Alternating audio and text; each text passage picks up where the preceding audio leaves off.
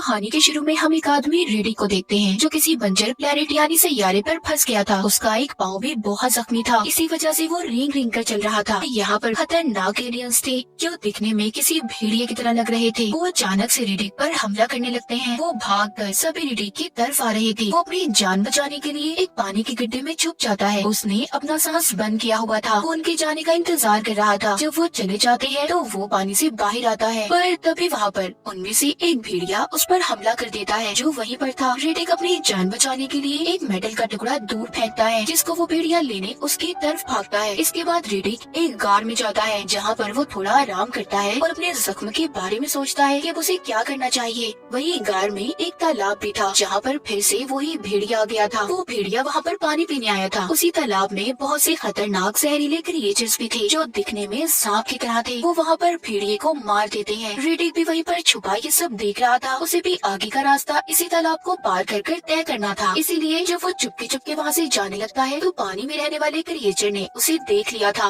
वो उसे मारने लगता है। वो उस खतरनाक क्रिएचर से अपनी जान बचाने के लिए पत्थरों के दरमियान में छुप गया था। और यहाँ से हमें पता चलती है रेडिक की कहानी कि वो कैसे इस प्लेनेट पर आया था। रेडिक जहाँ पर रहा करता था यानी कि अपने प्लेनेट पर, उसने वहाँ के लॉर्ड यानी राजा को मार दिया, जिसके बदले उसे वहाँ का राजा बना दिया गया। पर राजा बनने के बाद भी रेडिक बहुत परेशान रहा करता था क्योंकि बहुत से लोग उसकी जान के दुश्मन थे जो उसे मारकर खुद राजा बनना चाहते थे। क्योंकि वहाँ का ये असूल था जो राजा को मारेगा उसी इंसान को राजा बना दिया जाएगा। और यही वजह थी कि उसकी जान को हर वक्त खतरा था। एक दिन वहीं पर उसके साथ रहने वाली औरत ने भी उसे मारने की कोशिश की, मगर वो बहुत चालाक था। उसने उसे पकड़ लिया और मार दिया। रेडिक जान चुका था कि इन सब के पीछे एक आदमी वाकू का हाथ है, क्योंकि वो ही रेडिक की जगह राजा बनना चाहता था। वो उससे एक डील करता है, कहता है कि अगर तुम मुझे एक जगह जो फ्यूरिया प्लेनेट का रास्ता बता दो तो मैं तुम्हें अपनी जगह यहाँ का राजा बना दूंगा। दरअसल उस जगह का नक्शा खत्म हो चुका था, मगर अब उसका रास्ता सिर्फ वाकू को ही पता था। वो रेडिक की बात को मान जाता है और अपने कुछ खास लोगों के साथ रेडिक को फ्यूरिया प्लेनेट भेज देता है।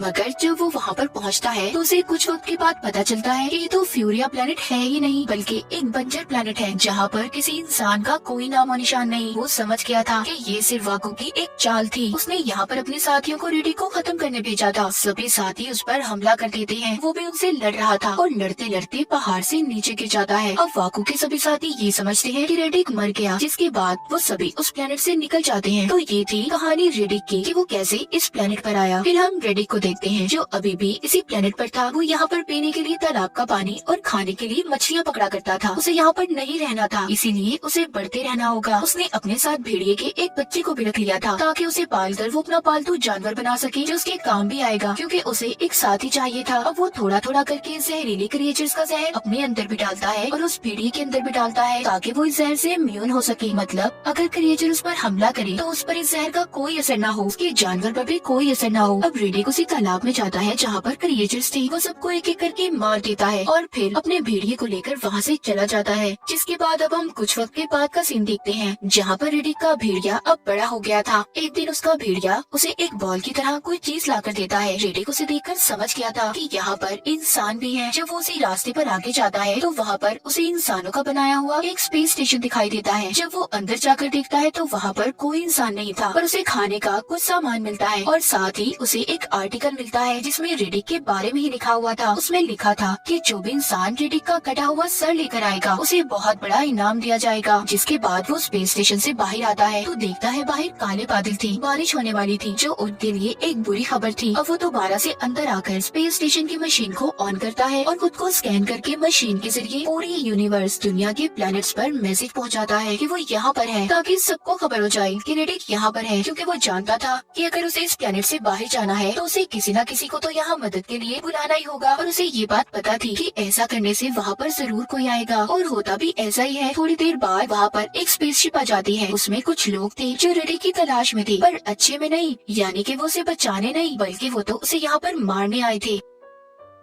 वहाँ पर आते ही उस स्पेसशिप का लीडर अपने शिप को बंद करके उसके चलने वाले पावर नोड्स को निकालकर एक तिजोरी में रख देता है और उस पर अपने साथियों से नजर रखने का कहता है। वो सभी ये बात जानते थे कि रेडिक बहुत चालाक है। अगर उसके हाथ ये नोट्स लग गए तो वो यहाँ से स्पेसशिप को लेकर भाग जाएगा और इसी नोट्स की वजह से स्पेसशिप भी चलता है, इसलिए उन्होंने उसे छुपा दिया था। जब ये स्पेस स्टेशन पर आते हैं तो वहाँ पर लीडर का खास आदमी लिखा एक नोट पढ़ता है जिसमें लिखा था कि अगर अपनी जान को बचाना चाहते हो तो एक शिप को छोड़ो और यहाँ से चले जाओ। उधर दूसरी तरफ इनके लीडर ने शिप में ही एक लड़की को कैद किया हुआ था। यहाँ पर लीडर अपने साथियों से कहता है कि लड़की को आजाद कर दो। जब वो उस लड़की को आजाद करते हैं तो वो लड़की वहाँ से भागने लगती है। तभी लीडर उस लड़की को पीछे से गोली मार के उसे मार देता है। ये सब कुछ रेडिक पे छुपा हुआ देख रहा था। लीडर चिल्ला कर कहता है कि रेडिक, मैं जानता हूँ तुम मुझे छुप कर देख रहे हो, तुम्हें मेरे सामने आना ही होगा और मैं तुम्हारा सर लिए बगैर यहाँ से खाली हाथ तो हरगिज नहीं जाऊंगा। लीडर की बातें उसके साथी सुनकर कहते हैं कि हमारा लीडर ठीक नहीं कर रहा, क्योंकि वो जानते थे कि रेडिक कितना चालाक और खतरनाक है। वो इसीलिए उससे लड़ना नहीं चाहते थे, पर उन्हें अपने लीडर के लिए ये सब करना ही था। अब वो उस स्पेस स्टेशन के पास बड़े बड़े कैमरास को भी लगा देते हैं, जिससे उन्हें रेडिक का पता चल जाएगा। पर कुछ ही देर बाद उन्हें पता चलता है कि यहाँ पर एक और स्पेसशिप आ रही है। अब यहाँ पर लीडर ये नहीं चाहता था कि इस जगह पर और लोग आए, क्योंकि वो अकेला ही रेडिक को मारना चाहता था। उसका इनाम वो खुद लेना चाहता था। और यहाँ पर हमें पता चलता है कि लीडर को किसी और ने नहीं बल्कि वाको ने भेजा था, जो रेडिक के पीछे पड़ा हुआ था। पर ऐसा कुछ नहीं होता। वो शिप भी लैंड कर जाती है और स्पेस स्टेशन के पास ही आकर रुकती है। उस स्पेस शिप के लीडर का नाम जॉन्स था। उसके साथ एक लड़की भी थी जो उसकी साथी थी। जॉन्स लीडर से कहता है कि मैं तुम्हारे काम में नहीं आऊंगा, तुमने जो करना है वो करो, पर हमें भी यहाँ पर अपना काम करने दो। लीडर इतनी आसानी से कहाँ मानने वाला था। वो तो खुद गर्ज और लालची इंसान था। वो जॉन्स की स्पेसशिप के नोट्स को भी अपनी तिजोरी में रखवा लेता है, ताकि वो इनके साथ कोई चालाकी न कर सके। और उसके बाद ही वो जॉन्स को यहाँ पर रहने की इजाजत देता है। लीडर अपनी तिजोरी की चाबी हर वक्त अपने गले में डाल कर रखता था। उसी रात कैमरा भी खराब हो गया था, जो लीडर ने लगाया था उसे वहाँ पर रेडिक और उसके भेड़िए ने ही खराब किया था। लीडर अपने साथियों के साथ कैमरे को चेक करने जाता है, पर जॉन्स उसे रोक रहा था। कहता है, देखो तुम वहाँ पर मत जाओ, हो सकता है ये सारी चाल रेडिक की हो, उसने वहाँ पर जाल बिछाया होगा। पर लीडर जॉन्स की बात को नहीं मानता और चला जाता है। वहाँ पर जाते ही लीडर का एक साथी जाल में फंसकर मर जाता है और दूसरा साथी भी। तभी लीडर देखता है कि उसके तीसरे साथी को भी रेडिक खींचकर अंधेरे में ले जा रहा था। ये सब देखकर लीडर काफी परेशान हो गया था। उधर जॉन्स को भी ये सब पता था, लेकिन जैसे उसने लीडर से वादा किया था कि वो उसके काम में नहीं आएगा, वो ऐसा ही कर रहा था। मगर अब लीडर खुद जॉन्स के पास आता है और मदद मांगता है, पर आकर वो उसके साथी के साथ बदतमीजी भी करता है, जिसके बदले में उसके साथी लीडर को एक मुक्का मारती है। जॉन्स कहता है, ठीक है मैं तुम्हारी मदद करने के लिए तैयार हूँ, पर तुम्हें सिर्फ एक दिन के लिए मुझे रेडिक को देना होगा, फिर चाहे तुम उसके साथ जो मर्जी करना। इससे ये बात तो साफ थी कि जॉन्स का एक अलग ही मकसद था, रेडिक को पकड़ने का। जिसके बाद अब जॉन सबसे पहले रेडिक के भेड़िए पर शूट करके एक ट्रैकिंग डिवाइस लगा देता है, क्योंकि ये जानते थे कि वो भेड़िया रेडिक के पास ही जाएगा। अभी उसका पीछा करते रेडिक तक पहुंच जाते हैं, जो एक गार में था। वहाँ पर ये देखते हैं कि उसने लीडर के आदमी की लाश को लटकाया हुआ था। वो सिर्फ इनका ध्यान भटकाना चाहता था और ये बात जॉन्स को भी समझ आ गई थी। ये लोग तो यहाँ पर थे, तो रेडिक उधर स्पेस स्टेशन पर पहुँच गया था। अब ये जल्दी से उधर जाते हैं, पर वहाँ पर भी इन्हें रेडिक नहीं मिलता। वो समझ रही थी कि जिस तिजोरी में इन्होंने पावर नोट्स को रखा है वो उसने चुरा लिए होंगे, पर लीडर ये बात मानने के लिए तैयार ही नहीं था। वो कहता है कि सारा वक्त चाबी मेरे गले में थी, तो ऐसा कैसे हो सकता है। अब ये डरते डरते तिजोरी को खोलकर चेक करता है, पर साथ ही साथ इन्हें ये भी लग रहा था कि शायद उसमें रेडिक बॉम्ब छोड़ कर गया हो। मगर जब लीडर तिजोरी को खोलता है तो उसमें सभी पावर नोट्स थे, लेकिन इस बार ये उसे खुला ही छोड़ जाते हैं और ऊपर से रेडिक आकर उन्हें चुरा कर जमीन के नीचे छुपा देता है।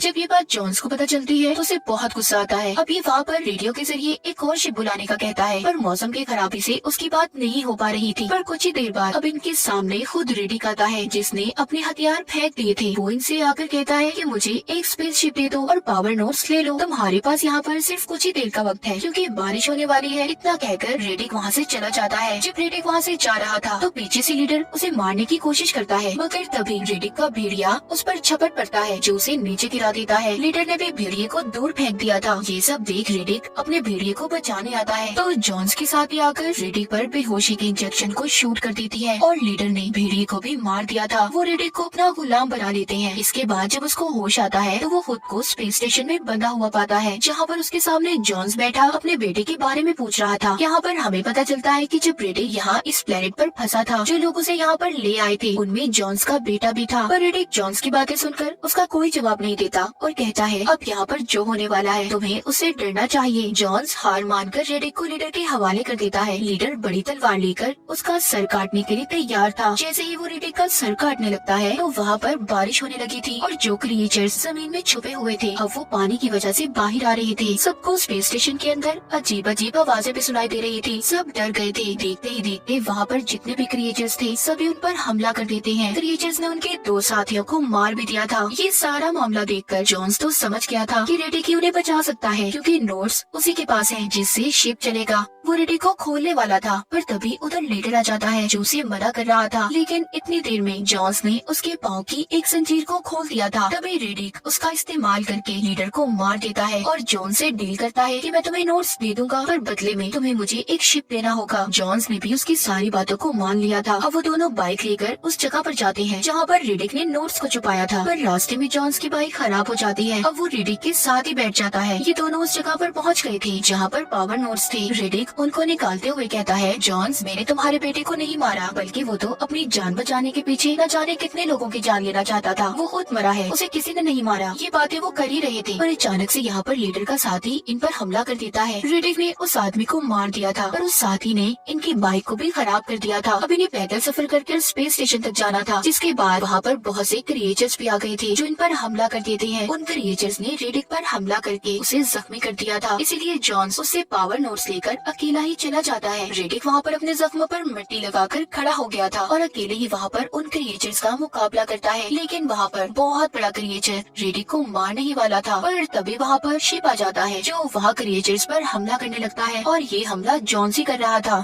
जो वहाँ पर वादे के मुताबिक शिप को ले आया था। उसने रेडिक की जान बचा ली थी और उसको वो शिप भी दे देता है। रेडिक अब अपने प्लेनेट पर वापस आ गया था। सबसे पहले वो वाको के उस आदमी को पकड़ता है जो उसे इस प्लेनेट पर लाया था। वो उसके सर पर गन रखकर वाको के बारे में पूछता है, क्योंकि रेडिक अब बस उसे मारना चाहता था, पर वो उसे कुछ भी नहीं बताता। इसीलिए रेडिक ने उस आदमी को मार दिया था। बाद में उस आदमी की बीवी रेडिक को बताती है कि वाको अब यहाँ का नया राजा है। अब रेडिक क्या वाको को ढूंढेगा और अगर वो मिल गया तो क्या करेगा उसके साथ। तो इसी सस्पेंस के साथ ही कहानी यहीं पर खत्म हो जाती है।